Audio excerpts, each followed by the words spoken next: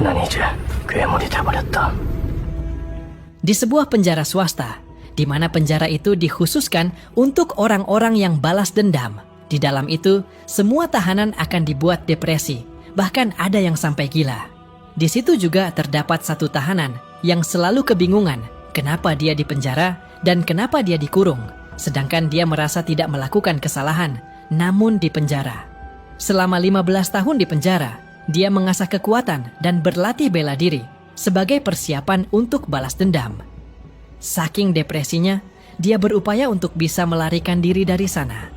Film ini bukan sekedar balas dendam biasa, bukan juga sekedar pertarungan jalanan, namun menceritakan kisah mendalam tentang bagaimana cara cerdik, cara yang sangat tidak biasa dan sangat sulit ditebak untuk sebuah kisah balas dendam. Kisah di mana penonton dibuat hanyut terbuai dengan rasa yang campur aduk di dalamnya. Dan beginilah, kisah balas dendam tidak biasa itu bermula.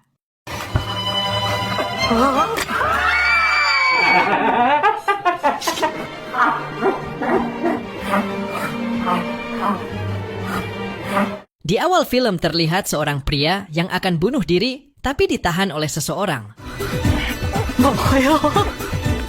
얘기를 하고 싶다고. Scene pun pindah ke seorang pria yang mabuk berat bernama Oh Dae-soo yang sedang ditahan di kantor polisi. Sampai akhirnya, sahabat baiknya Jo Hwan datang dan membantunya untuk bebas. Jo Hwan berjanji Dae-soo tidak akan mabuk dan berbuat onar lagi.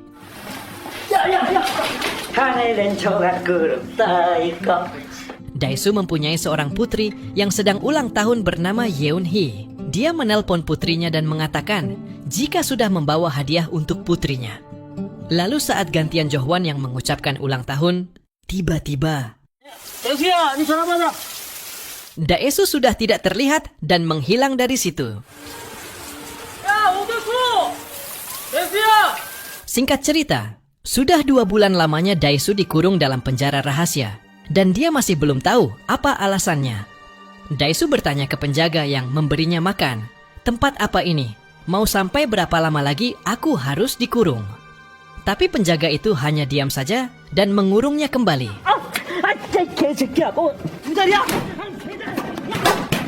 Bulan demi bulan berlalu. Tiba-tiba, keluar gas di kamar itu yang membuat Dae-soo pingsan. Lalu para penjaga di sana membersihkan ruangan dan memotong rambut Dae-soo yang sudah gondrong tak karuan.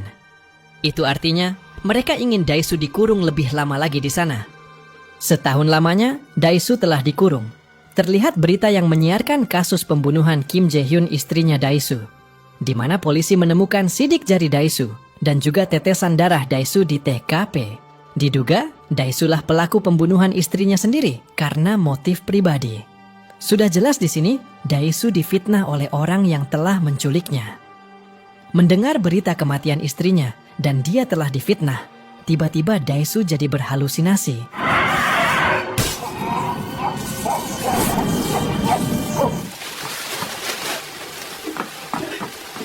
Tiga tahun telah berlalu, sampai-sampai Dae-soo menganggap TV bukan hanya sekedar hiburan, tapi juga pusat informasi, teman, bahkan sebagai kekasihnya. Miris sekali nasibnya. Dae-soo pun menulis daftar siapa saja orang yang selama ini pernah berselisih atau tersakiti karena dirinya. Disinilah Dae-soo menyadari bahwa perbuatannya sangat buruk ke banyak orang. Di tahun-tahun berikutnya, Dae-soo masih memikirkan siapa yang memenjarakannya dan apa motifnya, tapi dia masih tidak tahu. Dae-soo pun memutuskan melatih fisiknya untuk membalas dendam dengan cara yang paling kejam kepada orang yang telah memenjarakannya. 이소영이 청부했을까? 아니면 이소영이 누가 날 가뒀을까? Dae-soo juga mentato tangannya agar dia tahu sudah berapa tahun dia di penjara. Pelan-pelan Dae-soo berhasil menjebol tembok kamar itu saat tepat 15 tahun dia di penjara. Tangan Dae-soo akhirnya berhasil merasakan hujan di luar gedung. Dae-soo pun sangat senang dan yakin bisa kabur sekitar 1 bulan lagi. Tapi tiba-tiba, gas dikeluarkan. 나간다. 떨어져준만 아니 있어도 무조건 나간다. Seorang wanita datang dan menghipnotis Dae-soo. Lalu tiba-tiba Dae-soo sudah dibebaskan di atap sebuah gedung. Daisu dibebaskan sudah dalam kondisi yang rapi, dan untuk pertama kalinya selama 15 tahun, dia akhirnya bertemu dengan manusia. Tapi pria ini akan bunuh diri dengan menggendong anjingnya seperti yang diceritakan di awal film tadi. Daisu pun menyelamatkan pria itu karena Daisu ingin menceritakan kisahnya.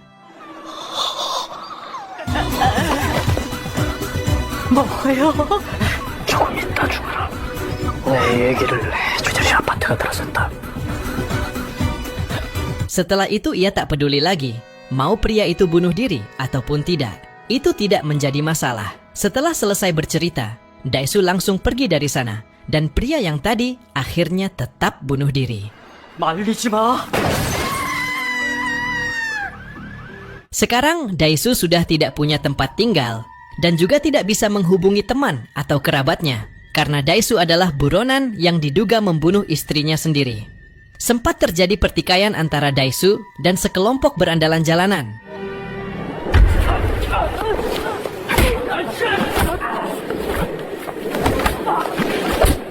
Tapi karena Daisu sudah melatih fisiknya bertahun-tahun, mereka semua dengan mudah dikalahkannya.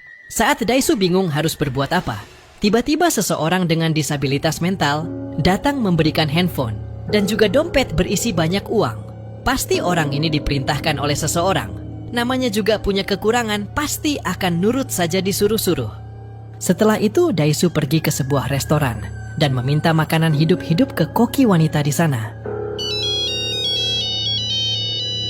Tiba-tiba ada telepon masuk ke HP itu dari pria yang selama ini telah memenjarakannya. 옷은 마음에 들어요. 누구야? 넌 누구야? Kita sebut saja namanya X. Daisu pun langsung menanyakan siapa dia sebenarnya dan kenapa memenjarakannya. Daisu menebak banyak nama, tapi tidak ada satupun yang benar. X mengatakan jika Daisu harus mencari tahu alasan kenapa dia memenjarakannya. 모래알이든 바위덩어리든 물에 가라앉기는 맛. Makanan pun akhirnya disajikan, dan Daisu langsung memakan gurita itu hidup-hidup.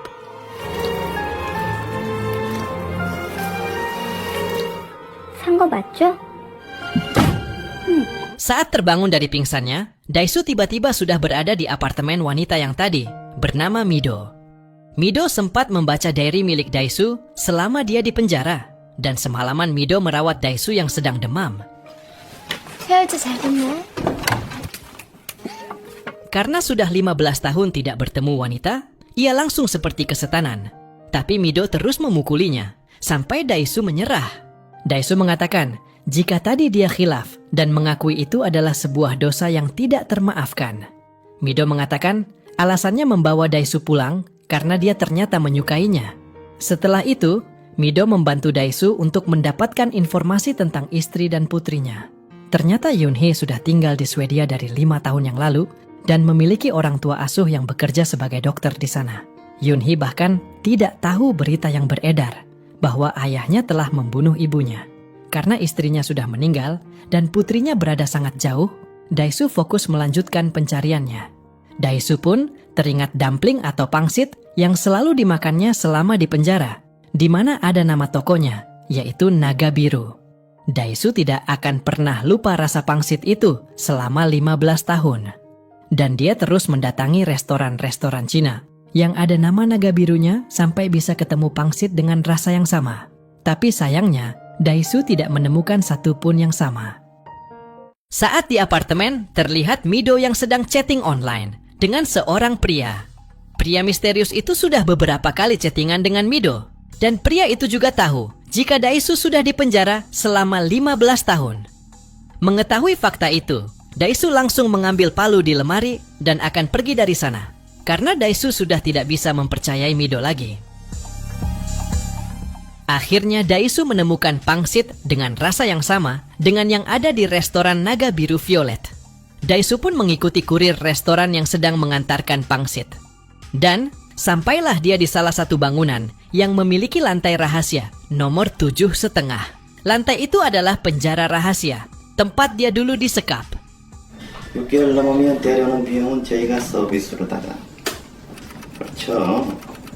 Daisu pun langsung menghajar penjaga koridor dan menyiksa pemilik penjara tersebut yang bernama Park. Terlihat banyak orang yang dipenjara di sana. Park melakukan pekerjaan ini atas permintaan klien-kliennya.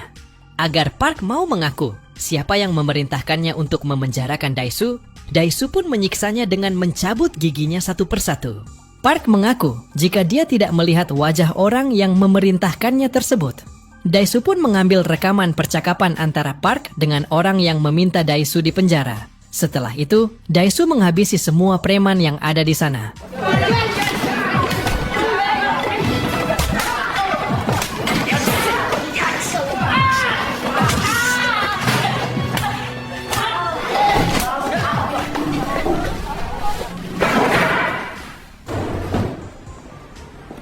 Dengan tubuh penuh darah, Dae-soo akhirnya pingsan di tengah jalan dan ditolong oleh seorang pria. Anehnya pria ini meminta supir taksi mengantarkannya ke apartemen Mido. Dan dia juga tahu siapa Dae-soo sebenarnya. Lagi-lagi, Mido lah yang merawat luka-lukanya Dae-soo. Dae-soo pun mendengarkan isi rekaman percakapan tersebut. Yang intinya orang itu ingin Dae-soo dipenjara selama 15 tahun. Dan terlihat seseorang yang sedang mengintainya dari kejauhan.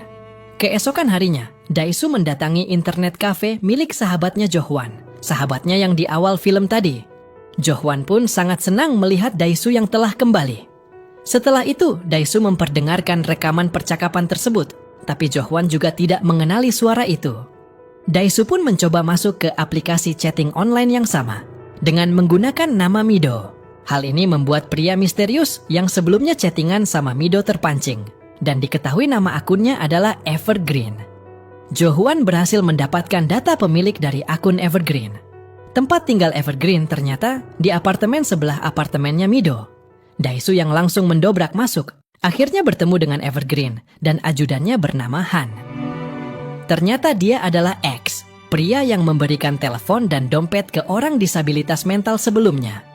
Yang mengintai dari apartemen sebelah, yang membopong Dae-soo ke dalam taksi, dan juga yang chattingan online dengan Mido beberapa kali adalah pria yang sama, yaitu X. Tapi di sini X mengatakan, jika Dae-soo harus mencari tahu siapa namanya, siapa dirinya sebenarnya, dan alasan kenapa dia harus memenjarakan Dae-soo. Dae-soo diberi waktu sampai tanggal 5 Juli, atau 5 hari dari sekarang, untuk mencari tahu pertanyaan-pertanyaan yang tadi. X berjanji jika Dae-soo berhasil menemukan jawabannya, maka X akan bunuh diri. Tapi jika Dae-soo tidak berhasil menemukan jawabannya dalam 5 hari, maka Mido yang akan dibunuh. X tahu jika Dae-soo jatuh cinta dengan Mido. Dae-soo di sini sebenarnya sudah ingin membunuh X, tapi dia mencoba menahannya. Karena di dalam hati Dae-soo, dia tidak akan tenang jika belum tahu alasan kenapa dia dipenjara selama 15 tahun. Lebih gilanya lagi, si X ini memasang alat pemicu di jantungnya yang bisa diaktifkan kapan saja agar dirinya bisa bunuh diri. Tujuannya apa? Ya karena dia emang sudah siap mati kalau Dae-soo menemukan jawabannya. Dan Dae-soo juga tidak bisa menyiksa X, karena X akan lebih dulu memencet tombol pemicu bunuh diri. Yang otomatis rasa penasaran Dae-soo akan tetap bergentayangan, dan tidak akan pernah terjawab. Dae-soo tidak punya pilihan lain. Dia harus mencari jawaban siapa X sebenarnya, dan apa alasan X memenjarakannya.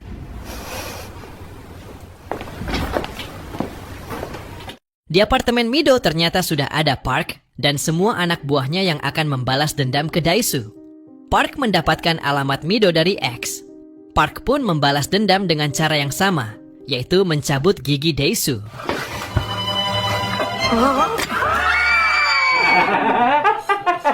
Tapi Dae-soo yang disiksa malah ketawa. Baru satu gigi yang dicabut, tiba-tiba X memerintahkan ajudannya Han untuk memberikan uang yang sangat banyak ke Park, agar Park berhenti menyiksa dan pergi dari sana. 진짜 가자.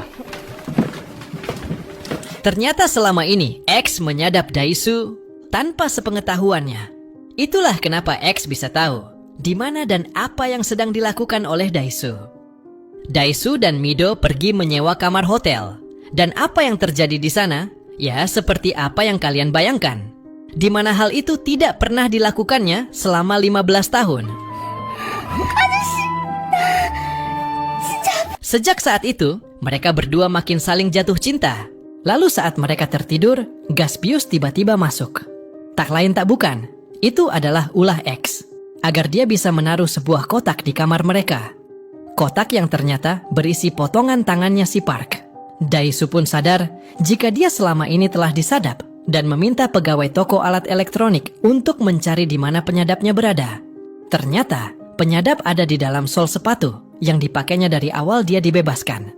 Setelah itu, Mido mencari situs-situs yang ada nama Evergreen-nya.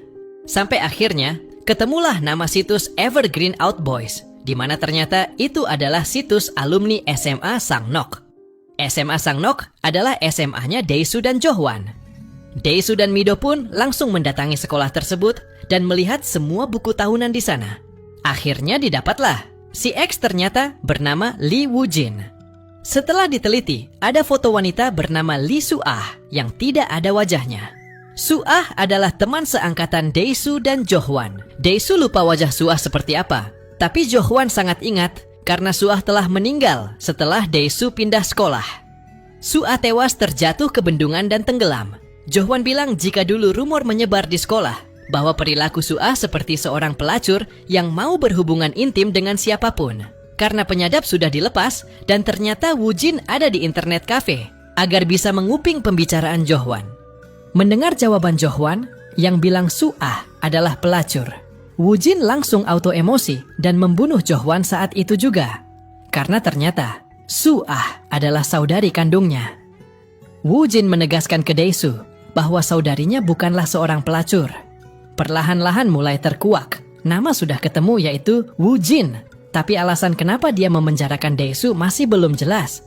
Yang pasti ada sangkut pautnya dengan tewasnya Soo-ah. Sudah memasuki hari kedua, Dae-soo pergi menemui Park yang ternyata masih hidup. Dae-soo berniat menitipkan Mido di sana sampai waktu yang ditentukan agar Mido tetap aman. Park pun setuju karena sekarang Woo-jin juga menjadi musuhnya. Di hari ketiga, Dae-soo datang ke salon milik seorang wanita yang mengenal Soo-ah. Wanita ini tahu betul jika Soo-ah adalah gadis baik-baik dan tidak seperti yang dirumorkan. Wanita ini tahu jika dulu Soo-ah punya pacar, tapi ia tidak tahu siapa. Yang dia tahu, penyebar rumor bahwa Soo-ah pelacur adalah Jo-hwan. Film pun flashback saat Dae-soo masih SMA. Hari itu, sekolah sudah selesai dan hari itu juga adalah hari terakhir Dae-soo sekolah di sana karena dia akan pindah ke lain kota.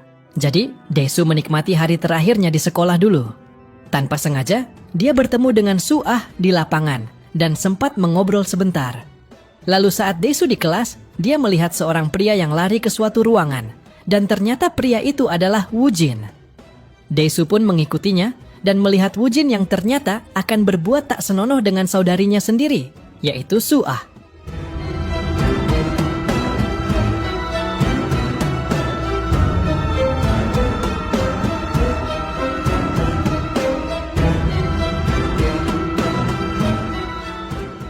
Mereka berdua mengageti Dae-soo yang sedang mengintip. Dae-soo pun menceritakan kejadian itu ke Jo-hwan. Meskipun Dae-soo sudah melarang menyebarkannya, tapi Jo-hwan tetap ngotot nyebarkan cerita ini ke teman-temannya yang lain. Ya, namanya rumor. Pasti akan digosipi terus, dilebih-lebihkan kejadiannya. Dae-soo ingat jika tanggal 5 Juli adalah tanggal saat Soo-ah meninggal. Jadi Woo-jin sengaja memakai tanggal yang sama. Sebagai batas akhir, Dae-soo mencari jawaban. Karena Dae-soo merasa sudah mengetahui jawabannya, dia akan datang ke tempat Woo-jin untuk membalas dendam.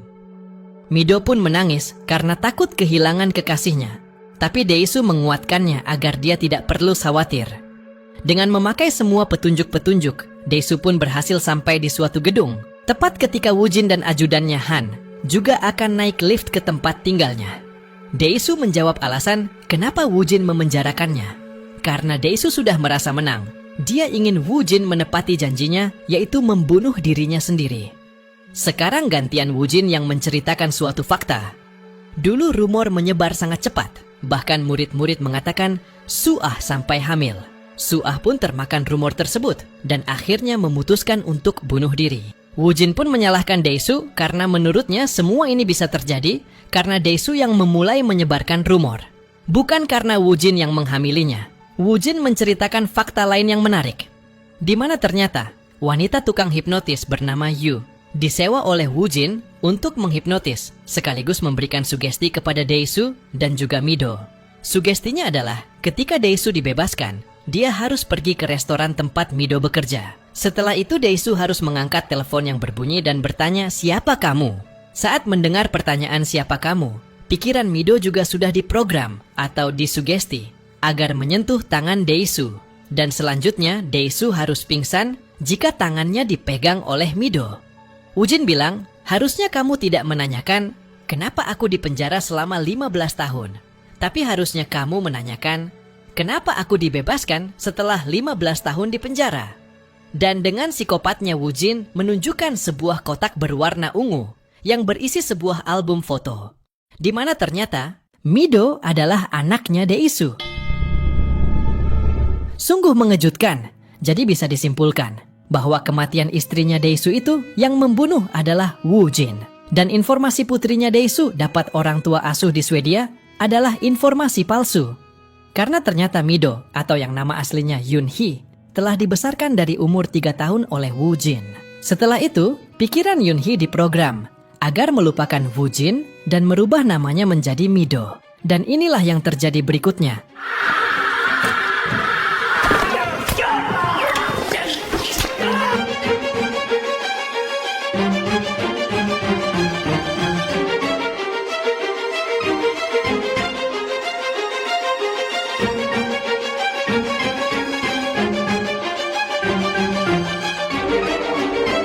Lalu saat Daesu akan dibunuh oleh Han, dengan santainya Woojin menembak kepalanya Han. Woojin tidak ingin Daesu mati terlebih dahulu. Woojin bilang jika Park masih bersekongkol dengannya. Tangan yang dipotong adalah bagian dari kesepakatan untuk memberikan Park penjara baru yang lebih besar lagi. Dengan panik dan takutnya Daesu bertanya, apakah Mido tahu fakta ini? Ternyata sesuai arahan Woojin, Park memberikan kotak ungu yang sama ke Mido. Daesu pun langsung menelponnya dan melarang Mido membuka kotak tersebut. 지금 빨리 와주면 안 돼. 아저씨가 내 미도야 조금만 참아. 이거 뭐예요? 안 돼. 미도야 안 돼. 상자 갖다 놨는데 여기요. Dengan menangis terisak-isak, Daesu memohon ampun ke Woojin. Daesu memohon agar Mido jangan sampai mengetahui hal ini. Daesu mengaku bersalah dan berdosa besar atas perbuatannya dulu karena mengatakan kejadian itu kejohuan. Daesu sampai rela menurunkan harga dirinya saking tidak inginnya fakta ini diketahui oleh Mido. 내가 잘근잘근 씹어먹을 네 똥개가 새끼야. 내 집 잘 지키고 내 개새끼야. 내 새끼야. 이제부터 이웃이라 네가 개가 되라면 내 개가 우지라. 우지라 개 이렇게 싹싹 빌게 소나무에 푸르른 소리가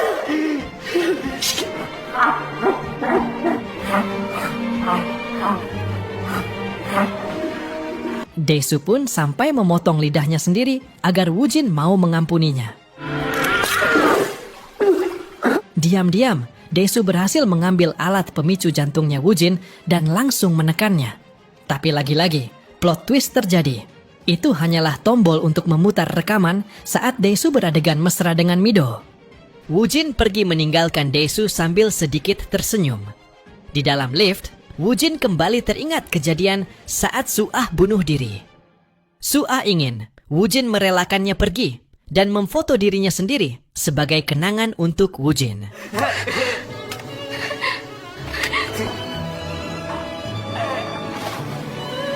Woojin pun memutuskan untuk bunuh diri karena balas dendamnya sudah selesai dan dia sudah tidak punya tujuan hidup lagi.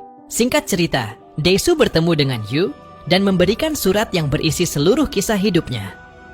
Daesu ingin Yu menolongnya dengan cara menghipnotis dirinya agar bisa melupakan ingatan yang sangat menyakitkan itu. Meskipun hasil hipnotis Yu bisa saja salah, tapi Daesu tetap mau melakukannya. Yu pun mensugesti Daesu agar dia terbagi menjadi 2 orang. Orang yang pertama adalah Daesu yang tidak tahu rahasia menyakitkan tersebut. Sedangkan orang kedua adalah Daesu yang tahu semua rahasia itu. Yu pun meminta orang yang kedua atau yang tahu rahasia itu untuk pergi dan terus berjalan sampai mati. Tiba-tiba, Daesu terbangun di hamparan salju dan sudah ada Mido yang menghampirinya. Tapi sayangnya, Daesu berada di tubuh orang yang kedua atau Daesu yang masih ingat betul rahasia menyakitkan tersebut. Mido pun bilang jika dia sangat mencintai Daesu. Itu artinya Mido masih belum tahu fakta bahwa Daesu adalah ayahnya. Sedangkan Daesu hanya bisa menahan rasa sakitnya. Dengan ending yang menggantung,